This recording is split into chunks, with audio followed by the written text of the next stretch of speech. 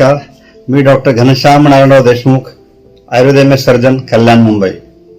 मित्रांनो, आम्ही जेव्हा पेशंटला चेक केल्यानंतर ज्या रुग्णांना ऑपरेशनची गरज आहे, जेव्हा आम्ही त्यांना सांगतो की तुम्हाला ऑपरेशन करावं लागेल, तेव्हा रुग्णांचा प्रश्न असतो की डॉक्टर साहेब ऑपरेट कसं करणार, बोल देऊन करणार का असंच करणार, कुठल्या प्रकारचे बोल देणार, पूर्ण बोल देणार, अर्धे बोल देणार, तेवढी जागा बदली करणार, कमरेमध्ये सुई देणार का.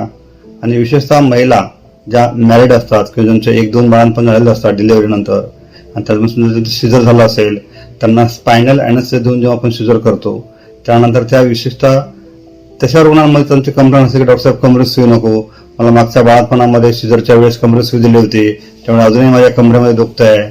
तर विशेषतः महिला रुग्णांना आम्हाला नम्र आवाहन करायचे की कमरेत सुई दिल्यामुळे ते तुम्हाला दुखत नाही.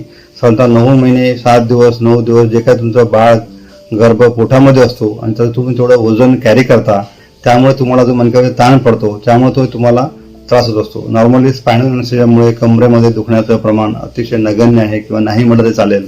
कधीही पुरुष रुग्ण जेव्हा ज्यांचा ऑपरेट केलेलं असतं कमरेमध्ये इंजेक्शन देऊन, त्यांची कधी तक्रार नसते की आम्हाला ते सुई दिल्यामुळे फार वेदना होतात, दुखतात. पण महिलांची कंप्लेंट नसते. त्यात त्या महिलांचाही काही दोष नाही, त्यांचं असं लॉजिक असतं, पण ते इलॉजिकल आहे.